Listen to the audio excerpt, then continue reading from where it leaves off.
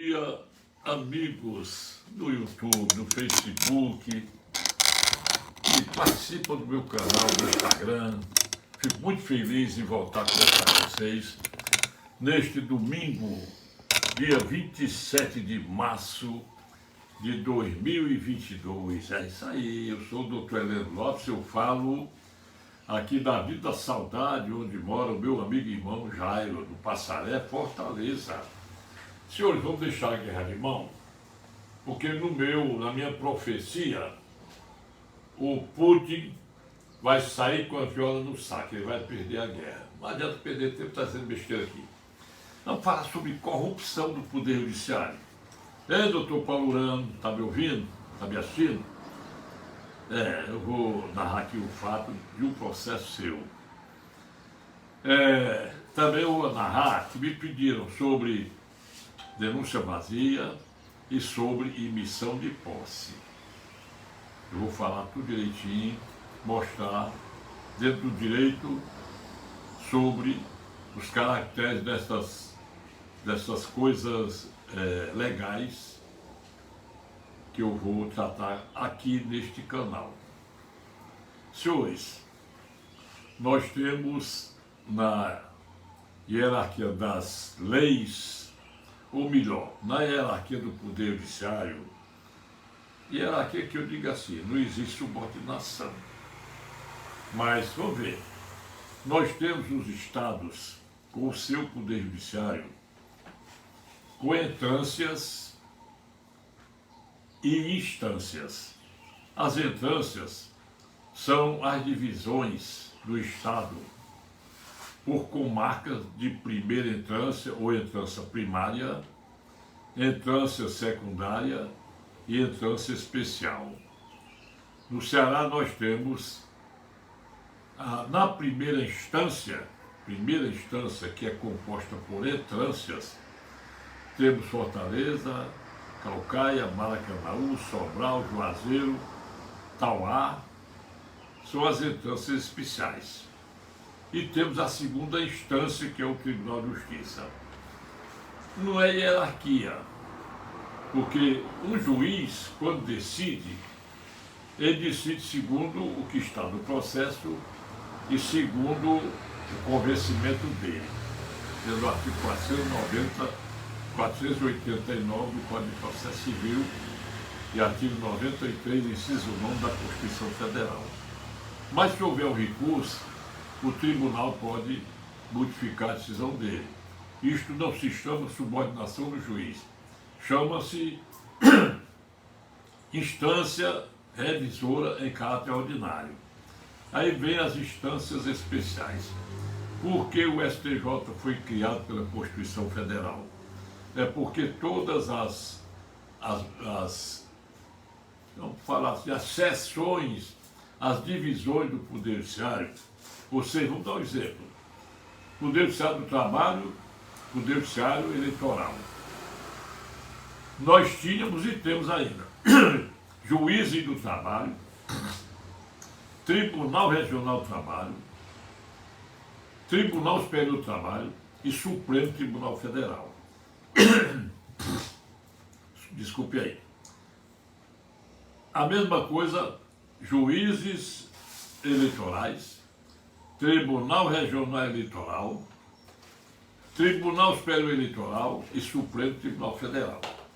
Já na Justiça Federal, que também é composta de entrâncias e instâncias, que são os juízes federais de primeira instância, que são os juízes que atuam, por exemplo, na jurisdição do Ceará. O Tribunal Regional Federal da Quinta Região, ele é a segunda instância dos juízes federais. Antes da Constituição, quando quando o Tribunal Regional Federal julgava qualquer apelação, você tinha que recorrer só para o TRF, Tribunal Federal de Recursos. E tudo se estancava por lá.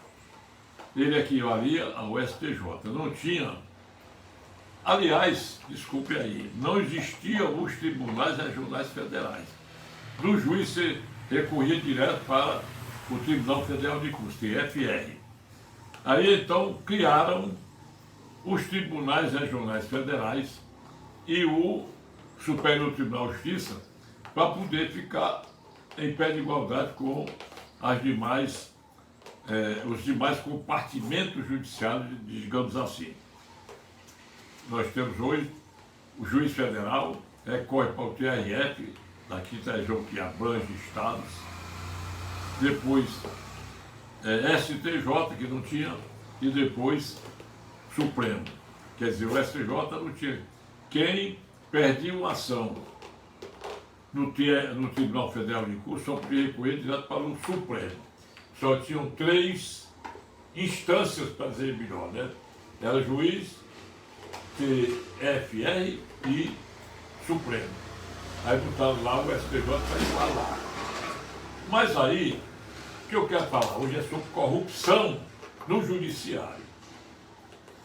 Senhores, eu vou completar, no dia 22 de novembro deste ano, que vai ser um dia de terça-feira, eu vou completar 60 anos de atividade forense, que eu trabalho na Justiça desde estudante de Direito. Vai bem, nunca um diretor de secretaria me cantou para corromper. Nem nunca o juiz fez isso comigo. Nunca. Porque eu entendo o seguinte, o advogado, dentro dos princípios do velho Estatuto da OAB, a Lei 4.215, de 27 de abril de 63, e o atual Estatuto da OAB, que é a Lei 8906, de 7 de julho de 94, tem um dispositivo chamado artigo 6º, que diz: é dever de juiz, promotor e advogado o tratamento recíproco respeitoso. O artigo 133 da Constituição Federal torna o advogado inviolável no exercício de sua atividade profissional. Reafirmando esse ponto de vista, o artigo 7º, parágrafo 2º, também do Estatuto, ele diz que o advogado ele é imune, tem imunidade no exercício da advocacia, inclusive de votos, palavras, opiniões e tal. Aí, eu fui participante de muitas ações perante o juiz fulano de tal, que depois foi ser desembargador, perante o outro juiz fulano de tal, que também foi ser desembargador. Então nós temos aí desembargadores que foram aposentados compulsoriamente, e um deles perdeu a aposentadoria porque foi condenado criminalmente, foi preso, e correm processos criminais contra outros, inclusive uma desembargadora e mais outros desembargadores. Um juiz que eu nunca reputei como uma pessoa honesta. Esse juiz ele foi advogado do prefeito, metido de político e tal. Esse juiz que um dia passou o dedo na minha cara, dizendo: eu não vou julgar esse processo a seu favor, tem que ser a favor de fulano. E eu, humildemente, disse: doutor, eu ia passar também o dedo na sua cara, é um direito meu, mas não vou passar. Esse juiz foi aposentado por corrupção e morreu. Teve um problema grave e morreu. Ele tinha um secretário dele, diretor de secretaria, que dizia: o fulano, doutor, ele, se não vier trabalhar, ele é capaz de morrer porque tem graves problemas de saúde. E esse diretor morreu do mesmo que ele, foi substituído pelo filho, e esse filho não aceitou envolver-se nas falcatruas do magistrado, e por isso foi posto fora. E eu tenho dois desembargadores que se julgam suspeitos em processos meus lá no tribunal. E tenho uma, e agora descobri uma juíza também que é suspeita em processos meus. E o juiz que se julga suspeito também, esse aí eu já até passei o e-mail para ele, que é um cidadão de respeito, uma pessoa ótima, e que ele não pode ter raiva que eu nunca o tratei mal. Ele vai despachar meus processos. E esse desembargador, quando ele se julgou suspeito a primeira vez, foi tão violenta a forma de como ele saiu de um recurso meu, que eu fui obrigado a entrar nos autos e dizer que o doutor Heleno Lopes, que sou eu, talvez não mereça respeito de quem não tem respeito. Mas para justificar, esse juiz, ele praticou tantos atos imorais num processo só, porque dava a entender que era advogado da outra parte e era juiz do processo. Ele estava provocando que eu requeresse a suspensão dele para tornar infinito o processo, entendeu? Veio um santo juiz e julgou a meu favor a ação e eu ganhei todas as instâncias. Então, é preciso que o magistrado, com a vida venha, procure verificar quem é o seu diretor de secretaria, e eu vou dizer justamente isso agora. Inclusive, eu não posso dizer que eu tinha que dizer nome feio aqui. O nome feio que eu digo seria aquele nome aplicado por alguns advogados. Doutor Heleno, eu consegui o eliminar, porque eu fui nos classificados do jornal tal e arranjei um garotão para o fulano e tal, e ele deu a eliminar. Não é só isso aí, só isso. Tem mais um fato muito importante que a gente registra na cultura, que uma vez um garoto de programa, ele foi à polícia com o carro de um fulano de tal. Um fulano, não sei quem é nem quem não. Aí ele disse, olha, eu trouxe o carro do fulano porque eu sou garoto de programa, ele não quis me pagar, eu peguei o carro dele e trouxe para cá porque ele vai dizer que eu sou assaltante, que eu assaltei o carro dele. Nessa hora chegou lá o cidadão para registrar o BO, isso da madrugada, lá no dia. Aí ele apontou, é esse aqui, doutor fulano de tal. Pronto. Eu estou dizendo isso aqui, só estou falando dos casos de magistratura. Quando é um dia, um advogado amigo meu se rapaz, estou numa situação ruim. Olhe bem, todos os juízes envolvidos em corrupção sempre foram meus amigos, sempre decidiram com respeito, com dignidade, todos os meus processos. E vocês sabem por quê? Porque eu não dou motivo para ninguém me cantar por corrupção nem por desonestidade. Não dou. Então esse advogado, meu amigo, rapaz, o que eu faço? Uma parenta desse advogado firmou união estável com um português. Eu vou dizer aqui, ele deve estar ouvindo e vai ouvir essa história. Esse português, o cara mais salafrado do mundo, feito esperto, vagabundo, tudo. O que ele faz? Ele tinha apartamentos, vendeu todos, papel de carro, companheira, houve bloqueio desse apartamento, mas não estava o nome dele. Salvou-se um que a pessoa, a companheira, continuou exigindo com um filho criança, uma filha criança.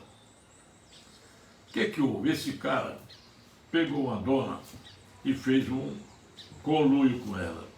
Firmou um contrato de locação como se ele fosse o inquilino e essa mulher fosse a locadora. Aí ele custava tanto por meio de aluguel para essa mulher. O que acontece? Ele pegou, fez um acordo com a mulher, dizendo que não queria mais pagar aluguel, e que ela providenciaria o despejo dele por falta de pagamento. Pasme, excelências, que são meus assistentes. O juiz homologou esse acordo, um acordo absolutamente irresponsável, porque como é que eu concordo com o despejo por falta de pagamento dentro de um acordo de uma consignação em pagamento? Doutor Paulo Orlando, bom dia, viu? Aí, a mulher que na realidade tivera comprado esse apartamento com a escritura, preste bem atenção, e eu vou fazer os parênteses para dizer, foi o único apartamento salvo, porque na escritura, a imobiliária que vendeu exigiu a anuência do português, porque estava no nome dele. Aí ele aparece como anuente. Ele é solteiro, preso lá em Portugal pelas falcatruas dele. Aí o despejo caiu exatamente na vara de um juiz, não vou dizer o nome dele não, que ele até prova em contrário, até certo ponto é meu amigo, que foi fora da magistratura no ano passado, salvo engano. Inclusive agora mesmo houve uma vaga para desembargador por antiguidade e outro juiz que é meu amigo, processado por corrupção, perdeu essa promoção exatamente por causa disso. Os advogados que estão assistindo, eles sabem de quem eu falo. Inclusive a imprensa divulgou. Agora, eu não queria expor o nome de ninguém para a população, mas só estou dando um roteiro do que é a corrupção que predomina e eu vou chegar até o Supremo. Aí, olha a história.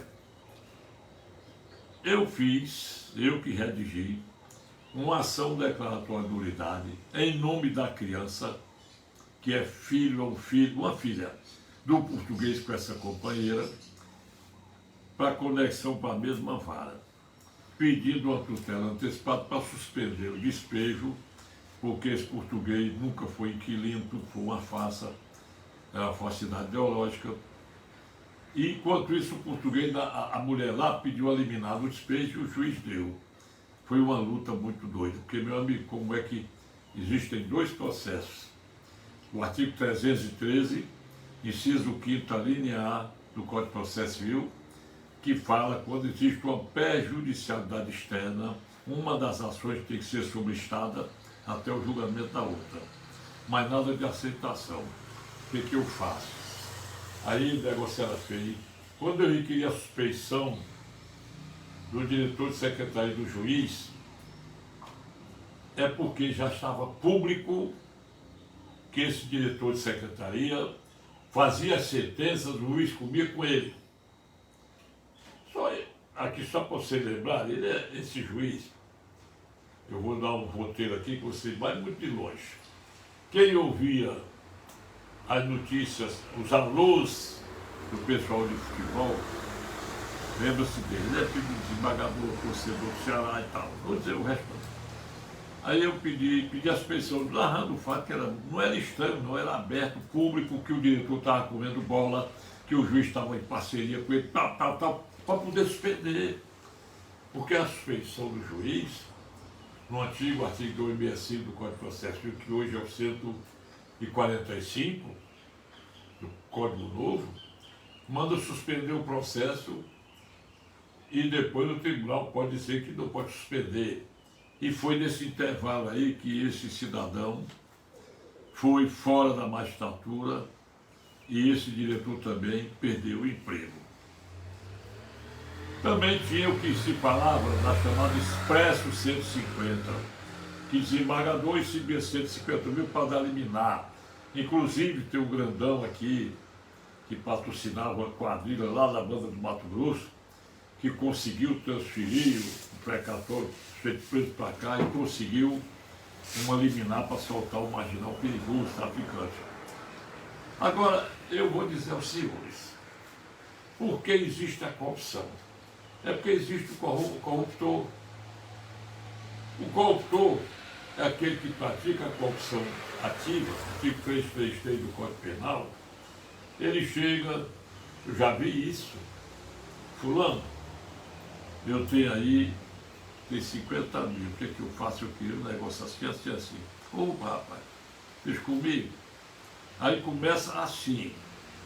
De repente, aquele dinheiro é canalizado e muitas vezes não é nem dividido, porque às vezes o juiz não tem nada a ver com o peixe, mas tem pelo seguinte, porque antes, quando era papel, faziam decisões e o juiz atacava a assinatura sem perguntar, sem ler nada. Um dia desse, a diretora secretária me tratou muito mal e eu deixei de andar lá. Aí eu cheguei, a juíza disse, não, o senhor tem que falar com a diretora, que hoje é supervisora de secretaria. Eu cheguei, não posso atender o senhor, que eu estou redigindo uma sentença para a juíza assinar. E lá vai, minha senhora, o artigo 205 do Código de Processo Civil diz que quem redige, despacha em sentença, dá que assina é o juiz. Aí ela se mancou. Bom, essas coisas, porque os códigos trazem a facilidade, a facilitação, a celeridade dos processos. E a gente pega tanto abacaxi, tanto juiz, tanto que eu digo, poucos, né? Que confiam nas pessoas que às vezes redigem, despacham, interlocam sentenças e eles entregam a assinatura digital e não veem nem o que assinaram. Isso acontece, eu não estou mentindo, não. Eu peço perdão, desculpa se eu estou dizendo isso, porque eu venho lutando agora, vou dizer entre aspas, entre parênteses, um fato que está acontecendo. O meu compadre, ele tem um táxi, em plena garantia, aí ele botou gás natural com o laudo do Inmetro. Pois bem, aí a oficina foi credenciada pela revendedora, desmontou o carro todinho e mandou para ele ter ou paga a diária do carro e o serviço ele perdeu a garantia, porque o manual de garantia está lá que ele não pode botar gás natural. A vendedora, a fabricante, bota lá. Momento em que foi entregue o veículo, o cidadão recebeu o manual de garantia. Então nós temos aí o quê? Primeira matéria de ordem pública. Todo consumidor, de acordo com o artigo 46 do Estatuto do Consumidor, tem o direito de ser informado previamente sobre todas as condições do contrato que está assinando. Ora, se ele recebeu o manual de garantia só com o carro, pegou informação prévia. Vem essa oficina, aí a oficina ratificando, essa fabricante diz que não cabe Código de Defesa do Consumidor. Aí cortou, certo? Primeira construção foi essa. Vem a oficina credenciada dizendo que cabe o Código de Defesa do Consumidor e que está retendo para forçar o pagamento e que vai depositar o carro na justiça. Aí tem uma jurisprudência desse tamanho, o que diz? Diz lá, quando eu boto um carro na oficina, mesmo que eu bote por conta própria, não possa pagar, a oficina tem que entregar o carro, porque ela não pode reter o veículo, uma vez que a posse e a propriedade é do consumidor. Ela quiser que cobre na justiça. O que o juiz faz? Marcou perícia, a pedido só de uma. Está nesse ponto e eu vou decorrer dessa perícia, que não tem cabimento. Que eu digo, se ele entender que tem garantia, porque a oficina juntou uma jurisprudência ótima, diz que é para poder ser bem lembrado da garantia, tem que haver um termo de garantia assinado pelo vendedor e pelo comprador. Não tem isso, apenas a afirmação de que o manual de garantia foi entregue com o carro. Quer dizer, tudo já estava consagrado, não houve nada de cumprimento da informação prévia. Então eu vou recolher segunda ou terça-feira, eu estou mandando, são 15 dias. Bom, voltando ao assunto. Aí nós vamos para a inversão dos valores, para a criação inconstitucional de inquérito do fim do mundo. E dois fatos, aliás, três fatos do conhecimento público precisam ser recordados. O primeiro, quando o caso da Odebrecht disse que o amigo do meu pai, na relação de propina, era o ministro Toffoli do Supremo Tribunal Federal. O Supremo botou em votação se ele podia ser investigado ou não, e ele próprio votou nele. Não pode. Naquele tempo 10-0, porque o Gilmar Mendes já está, aliás, o Celso de Mello já está fora. Quantas vezes acusaram ministros da Corte de propina? Bom, a inversão acontece porque um condenado, Luiz Inácio Lula da Silva, foi beneficiado pelos padrinhos dele do Supremo Tribunal Federal. Padrinhos. Eu não quero nem dizer que houve corrupção. Não quero nem dizer. Aí, fizeram um jeito calculado, bem bonitinho, para ele poder ser livre dos processos e ser candidato. Inclusive, vou recordar as palavras do ministro Gilmar Mendes. Duas vezes ele falou. A primeira, falou várias vezes, que o Lula merece um julgamento justo. E a segunda, todo mundo viu, Lula pode cobrar danos pelos 580 dias que ele passou preso. Com a Constituição Federal, foi criado o Conselho Nacional de Justiça, cuja presidência é do próprio presidente do Supremo Tribunal Federal, de Celso Ministro Luiz Fux, que perdeu para mim qualquer credibilidade, porque ele não está cumprindo aquilo que ele prometeu no discurso de posse. Primeira coisa. E que ele vem sendo conivente e votando a favor das coisas inconstitucionais que acontecem dentro do Supremo Tribunal Federal. Isso aí todo mundo sabe. Então, o Lula conseguiu a façanha de modificar duas decisões de primeira e segunda instância sobre a condenação do Deltan Dallagnol, procurador-chefe da Lava Jato, quando ele cobrou R$1 milhão e foi reduzido esse valor pela quarta turma do STJ por 4-1. Só uma mulher votou a favor do Deltan Dallagnol, uma ministra. 75 mil. A população, pelo CPF Deltan Dallagnol, que está no sistema, qualquer CPF, que até o meu, começou a depositar dinheiro, já passou dos 500 mil, e o próprio Lula, descaradamente, disse que eu vou recorrer para aumentar. Ele já vai dizer que tem certeza de chegar no Supremo, a negada redonda para 1 milhão. E a decisão do STJ foi triste, lamentável, porque diz lá que feriu a presunção de inocência.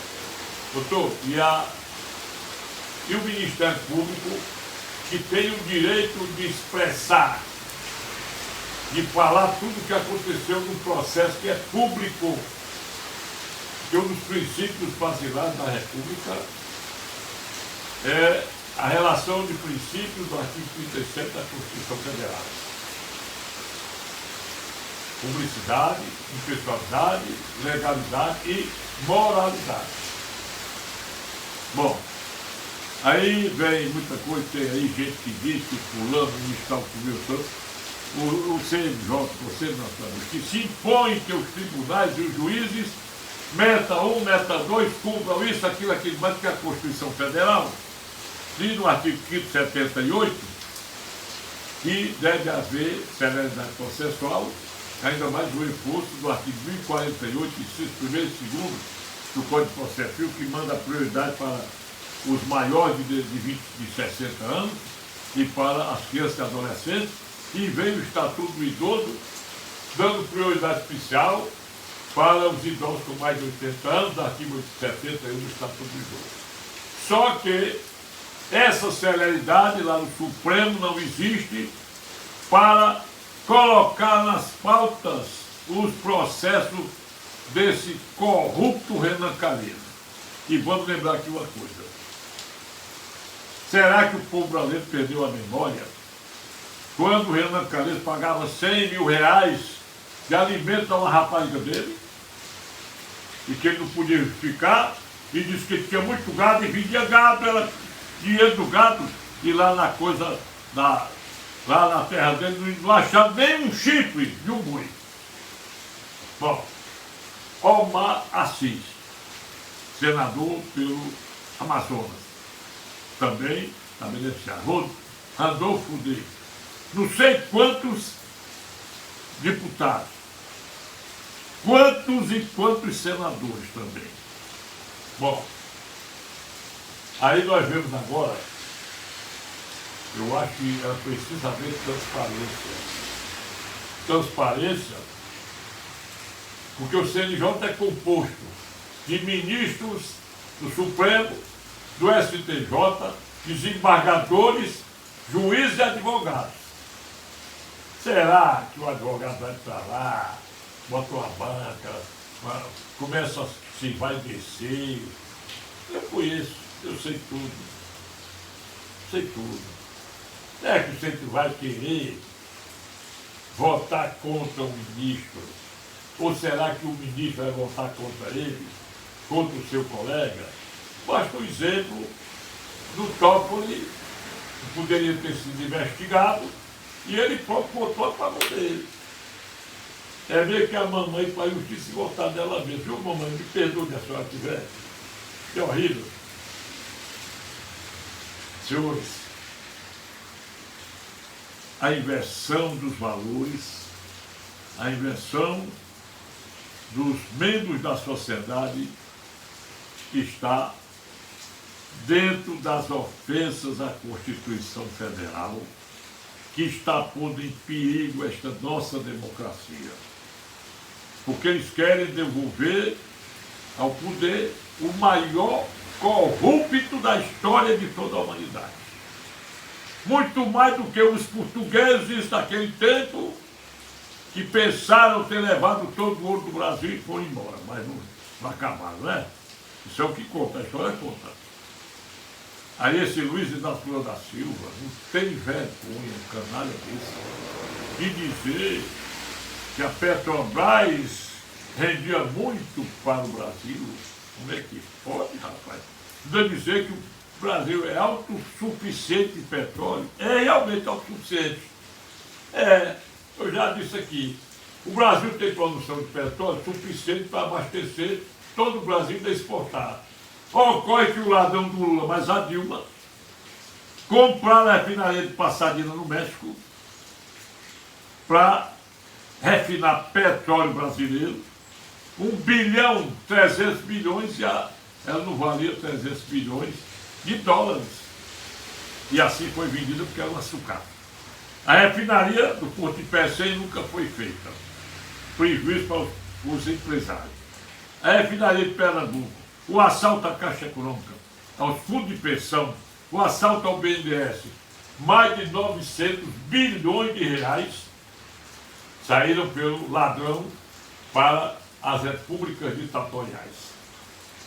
E a inversão está mais evidente ainda quando nós temos que a lei de ficha limpa não permitiu Lula ser candidato de novo e arranjaram um jeitinho. Só vai o condenado de segunda instância, não pode ser candidato. Inclusive, isso aí foi batido e debatido nos habeas corpus, muitos habeas corpus negados para o Lula. Inclusive, falaram muito, até a súmula 716 do Supremo foi relembrada, que até o condenado de segunda instância tem direito à progressão de regime, e de repente criaram uma ficha limpa Uma ficha suja, sabe para quem? O deputado Daniel Silveira. Com a ajuda dessa mulher que não tem vergonha, essa subprocuradora que vive sujando o Ministério Público Federal, Ministério Público da PGR, a Lindora Araújo, que pediu agora e vai ser atendida. O senhor Alexandre Moraes, ele é carrasco.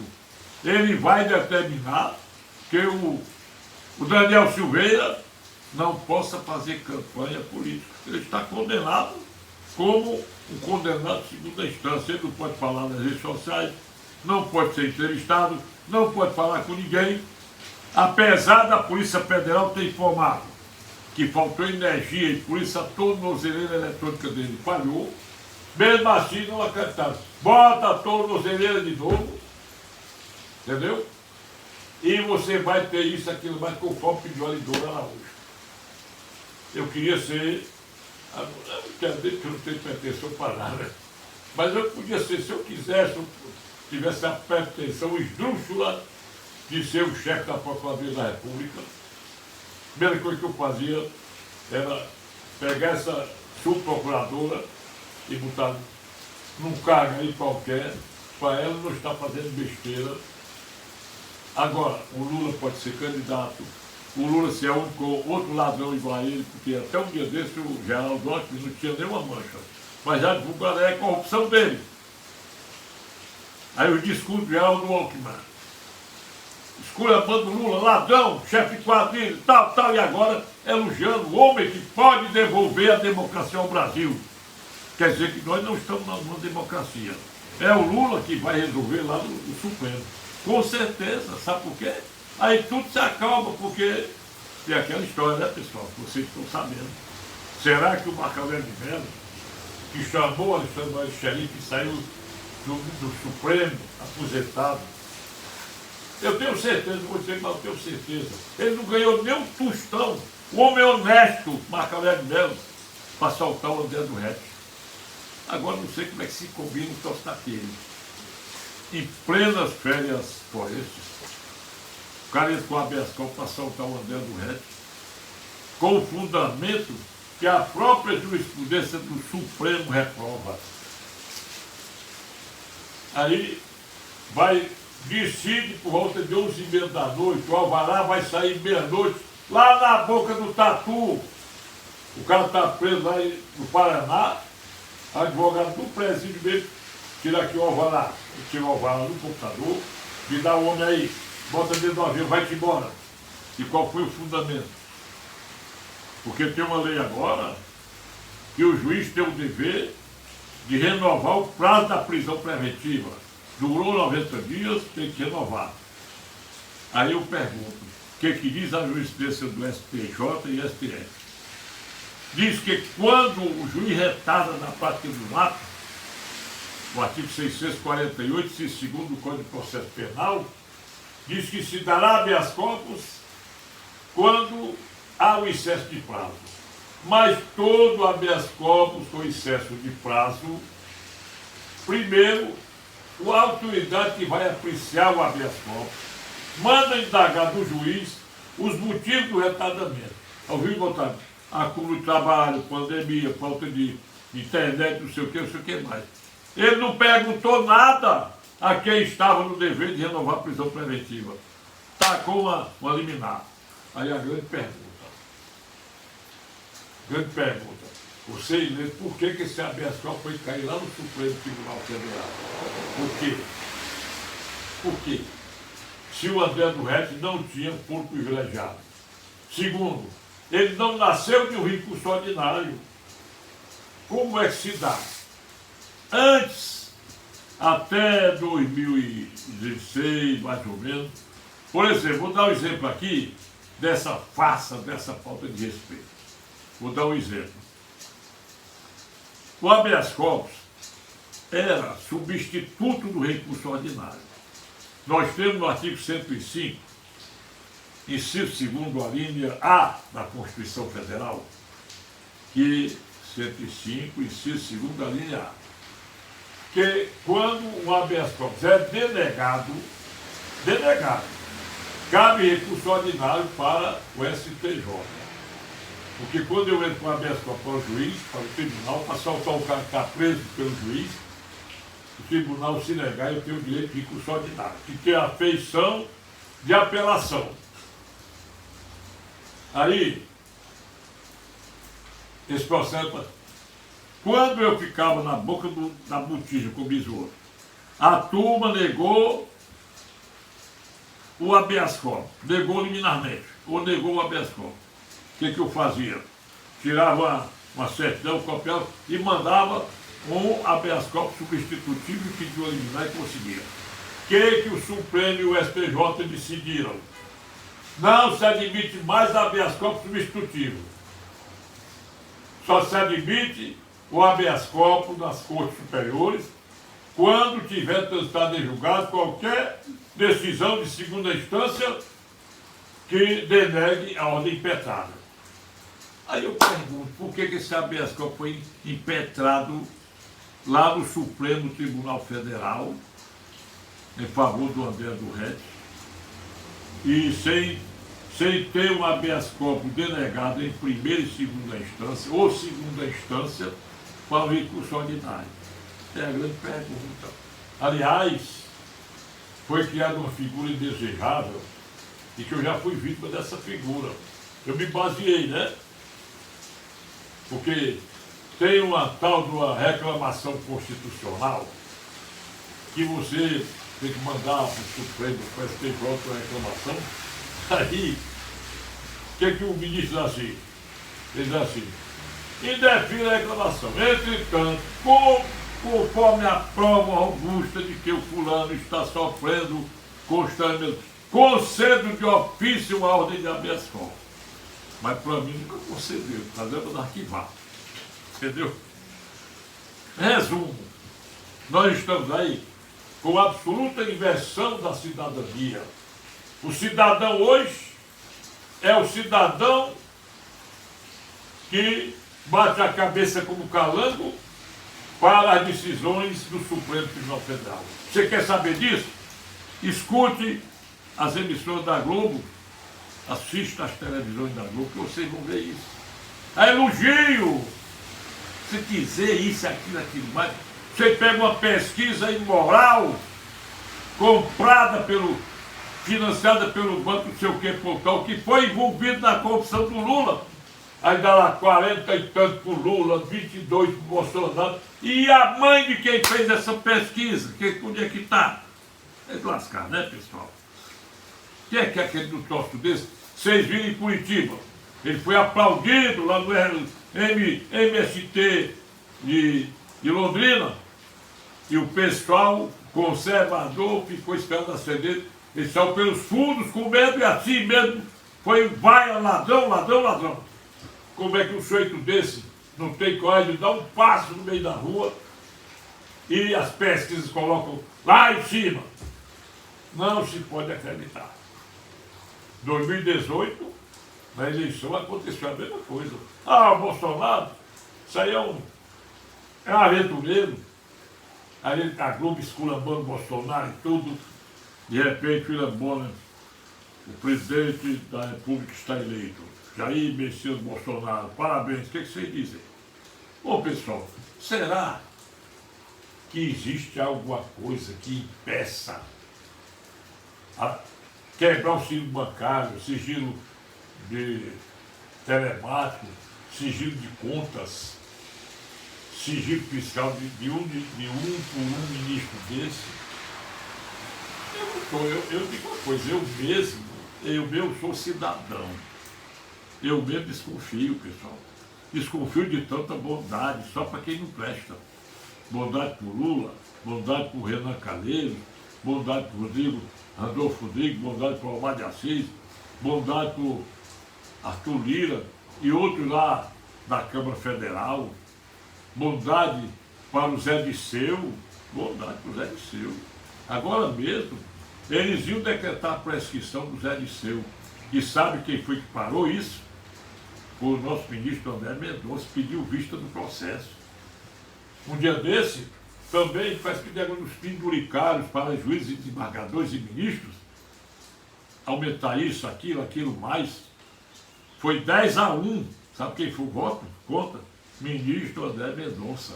Senhores, era preciso esse pessoal se lembrar que eles precisam passar óleo de peroba na cara. Porque como é que o Daniel da Silveira... E o Daniel vai ser eleito senador, mesmo sem fazer propaganda. O Deltan Dallagnol está eleito também, pessoal. O povo já demonstra isso. O povo tem ódio. Vocês sabem quando foi xingado dentro do avião o ministro Gilmar Mendes? Quando o Ricardo Lewandowski mandou prender um cara lá no aeroporto que xingou. Também um cara que estava falando, narrando a respeito do ministro Alexandre de Moraes no bar, ele mandou prender o rapaz. Então, rapaz, que diabo de democracia é essa? Que diabo de democracia é essa, meus amigos? Não sei. Então, como é que o senhor prometeu cumprir a Constituição Federal? É um negócio incrível, pessoal. Olha, pessoal, eu lhe digo uma coisa. Nunca ninguém me cantou para a corrupção. Nunca. Se ninguém nunca cantou, é porque o advogado que respeita, a negada tem medo dele. E quem não tem respeito, advoga para bandido, como os advogados do Adélio Bispo, que vieram sabendo que alguém pagaria a favor daquele que tentou matar o presidente Bolsonaro. Aí se cortou quando ele disse, não sou modo que a sua mãe vai pagar a conta dos honorários. E ele cinicamente, rindo, disse, a mamãe já morreu há 10 anos. Vocês gostam dessas? Vamos aguentar uma açãozinha só, uma coisinha de direito. Denúncia vazia é uma coisa que eu tive que passar um dia todo falando de denúncia vazia. É uma forma de despejar um inquilino sem motivo. Sem motivo. Para poder ser despejado por denúncia vazia, o inquilino residencial, é preciso que ele tenha um contrato com prazo de 30 meses no mínimo. E que a ação de despejo seja proposta nos 30 dias após o vencimento do contrato. Porque se passar 30 dias, o contrato se torna por tempo indeterminado e tem que haver uma notificação prévia, de acordo com o artigo 57 da Lei do Inquilinato. Quando se trata de despejo por pagamento, o prazo pode ser de 1 ano, de 2, de 3, de 5, que for. Terminou o contrato, despejo por denúncia vazia. O artigo 47, ele classifica alguns tipos de denúncia vazia. Primeiro, a residencial, quando o contrato é por tempo determinado, igual ou superior a 30 anos. A segunda é quando eu peço o imóvel para o locador, que sou eu dizer, ou eu peço para um ascendente ou descendente ou cônjuge, desde que eu tenha título registrado. Terceiro, a denúncia vazia por contrato verbal ou contrato por tempo indeterminado, em que, quando o locatário completa 5 anos de locação verbal ou por tempo indeterminado, tem que haver uma notificação prévia para desocupar em 30 dias. Tratando-se de inquilinato comercial ou não residencial, os artigos 56 e 57 da Lei do Inquilinato estabelecem a imediata propositura. O artigo 59 da Lei do Inquilinato é meio feroz, porque ele atribui ao locador, ao propor ação de despejo, pediu a liminar, tanto nas ações por denúncia vazia, quanto nas ações por falta de pagamento. Artigo 59 relaciona um monte de tipos de liminares. Outra forma de denúncia vazia é quando eu compro um imóvel, registro minha escritura, tenho um inquilino no interior. Não cabe ação reivindicatória de propriedade. Cabe o quê? Uma notificação prévia, concedendo 90 dias para o inquilino ocupar o imóvel, artigo 8º da Lei do Inquilinato, para depois ser proposta uma ação de denúncia vazia.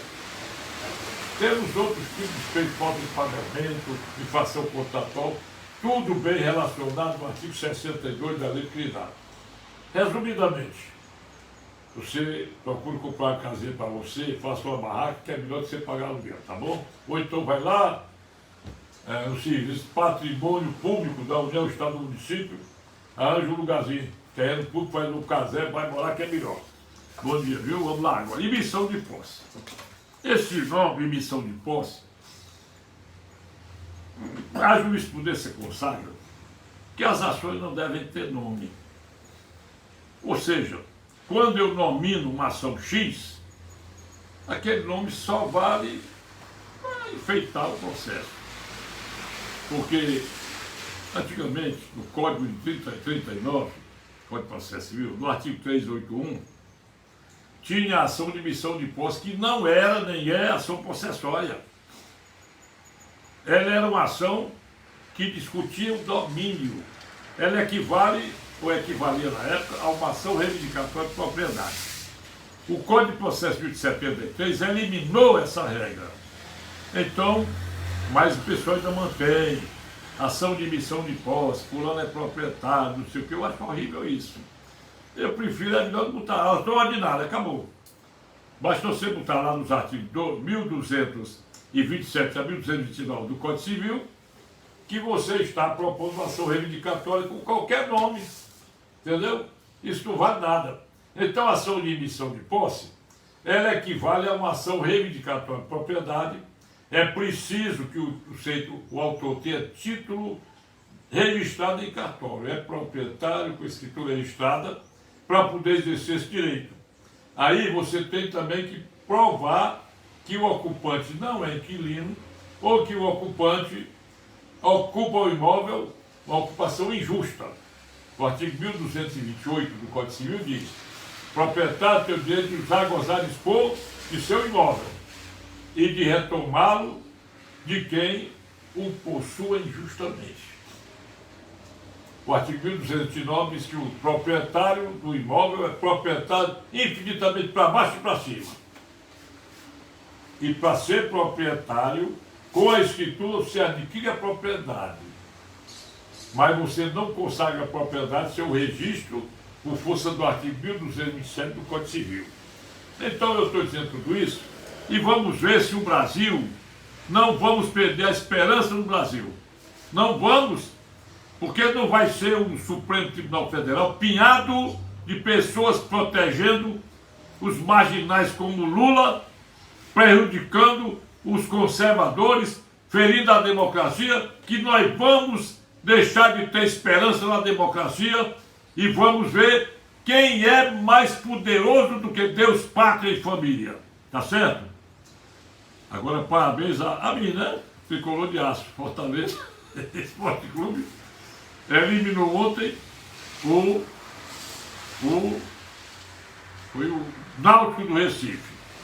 Quarta-feira que vem, o Fortaleza vai jogar com o vencedor de hoje. O Sport, o CRB, os semifinalistas da Copa do Brasil. Aí quarta ele joga fora com o vencedor, pode ser o Sport ou o CRB, e decide a parada. O último jogo vai ser em Fortaleza no outro sábado. Então, eu agradeço a vocês. Eu acho que eu não fui muito ofensivo a ninguém, não. Apenas eu estava ouvindo aqui uma gravação de um programa quando eu estava na Rádio Assunção, dia de domingo. Eu morrendo de saudade, rapaz, eu tinha muita coisa de fazer, pessoalmente, dentro do estúdio, e dizer um bocado de coisa daquela, eu vou gravar e colocar numa fitazinha para eu ouvir, tá bom? Bom dia para vocês. Eu quero pedir para que vocês assistam aos meus vídeos, coloquem nos grupos de família, coloquem no Instagram, no Telegram, no YouTube, no Facebook. Vamos divulgar o que eu estou dizendo. Divulgar para vocês. Porque eu não digo mentira, só digo verdade. É um bom dia para vocês. Vocês podem pedir. Primeiro você pode botar um sim, se gostou, ou não, se não gostou, e acabou. O Marcos Almeida, lá de São Paulo, acho que o seu nome é Marcos Almeida, eu não decorei. Tem outro Marcos Almeida que me assiste em Natal, Rio Grande do Norte. Tem outro Marcos Almeida que me assiste lá no Pará. Ele não disse qual é a cidade. Eu quero cumprimentar também o pessoal lá do Rio de Janeiro, o pessoal de São José dos Campos, São Paulo, o Leandro Viana, lá em Mato Grosso, é coronel do Exército, que me assiste. Então eu quero abraçar todos vocês, dizer muito obrigado a todos. E se você quiser uma música do meu programa Morrendo de Saudade pela Rádio Assunção, é em Fortaleza, cadeia com a Rádio Web Pageu, radiodvc.com, basta que você mande uma mensagem de voz ou de texto pequenininha. O mesmo acontecendo se você quiser uma aulinha de direito, que eu gosto de dar. E ministrar, né, melhor, né? Olha, é só também pedir pelo meu WhatsApp. Vou dar o WhatsApp agora. 85 é o DDD. 999-453883. Obrigado, bom dia. E quem está aqui no estúdio da casa do seu Jairo é o João Vitor, que não é profissional. Bom dia.